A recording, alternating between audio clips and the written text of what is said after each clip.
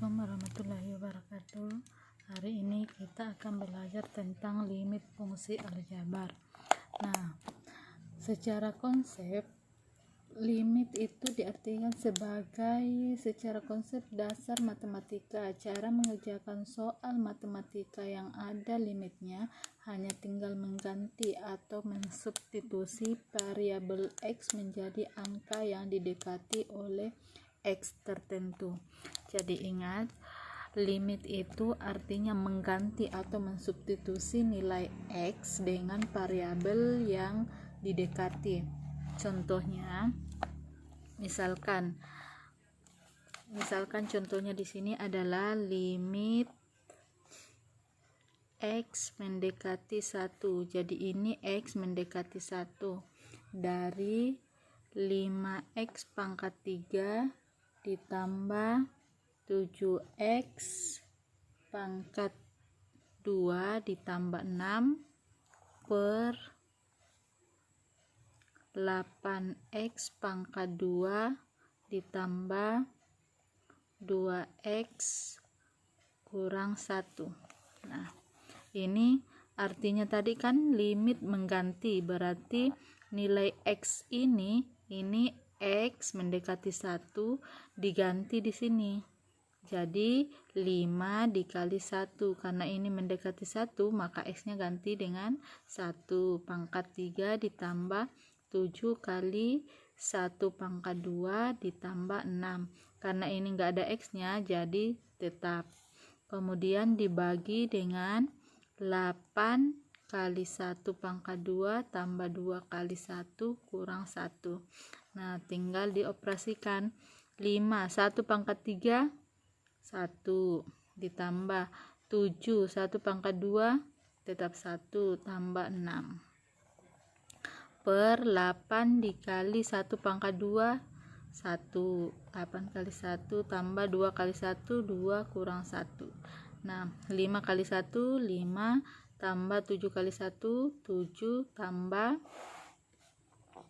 6 per 8 kali 1 8 tambah 2 kurang 1.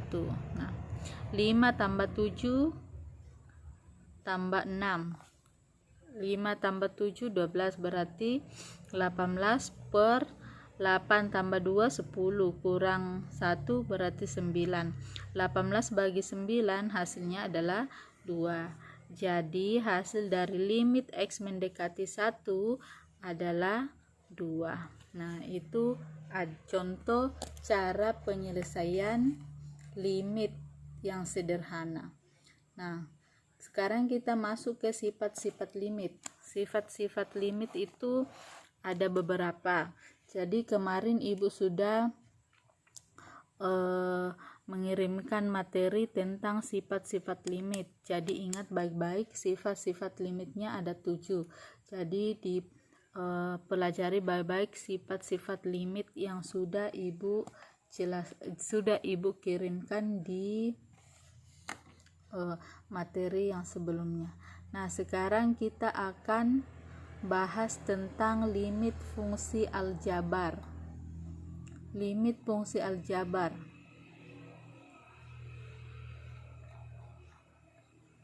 Nah, pada kali ini limit fungsi aljabar yang kita akan bahas yaitu ada 2 ketentuan. Jika kita menyelesaikan limit seperti ini, dia nilainya tentu atau nilainya kita dapatkan nilai misalnya 2, 1 atau seterusnya, itulah hasilnya. Tetapi kalau nilainya tak tentu, misalnya 0,0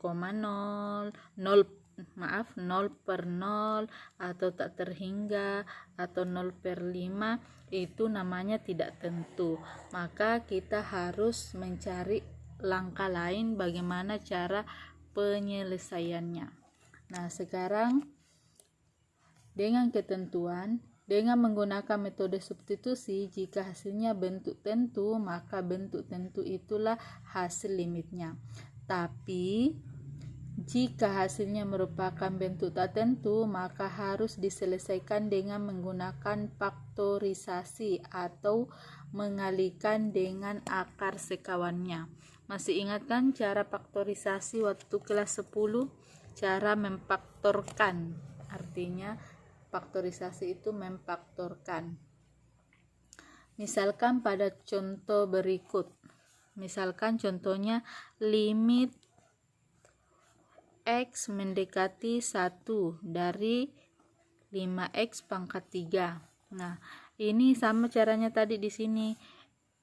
1 ini kita ganti dengan ini.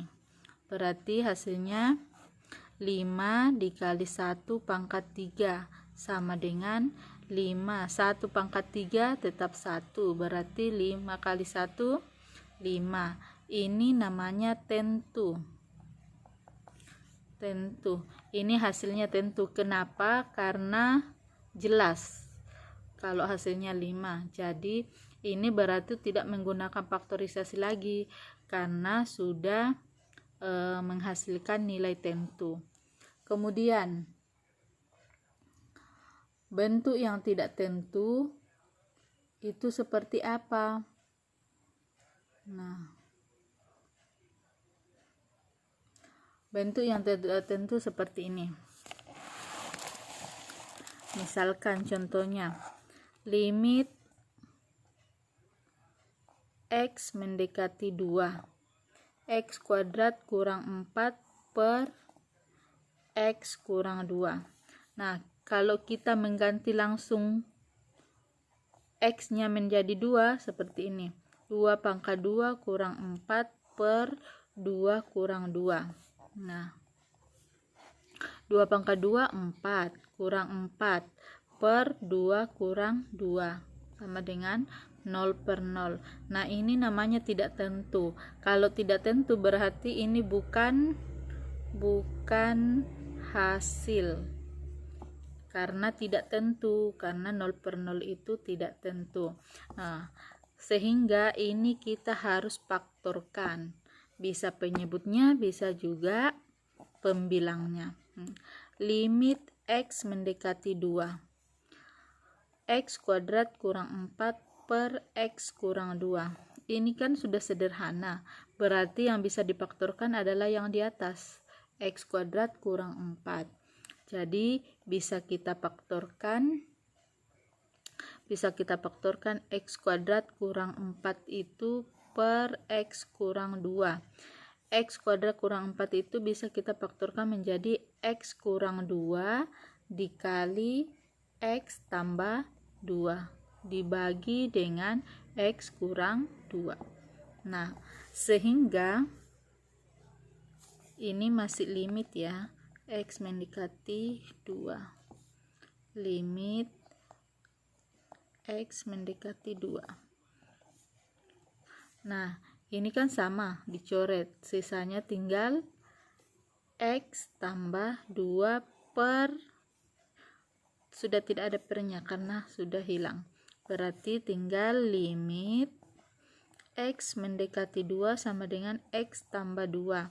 Nah, sekarang tinggal diganti X2 ini ke X. Jadi 2 tambah 2 sama dengan 4.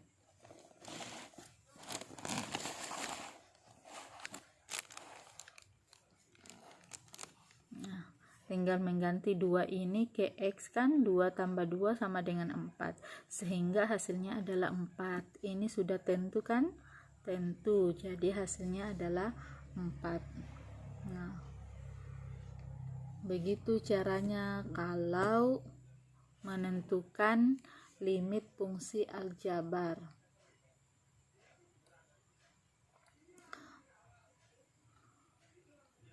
Mudah-mudahan sudah kalian pahami tentang limit fungsi aljabar.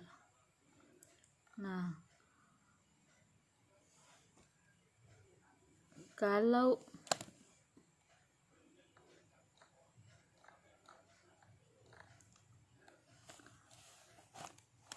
cukup sampai di sini Ibu jelaskan, semoga kalian paham dan ingat kalau hasilnya tidak tentu berarti harus difaktorkan atau diturunkan.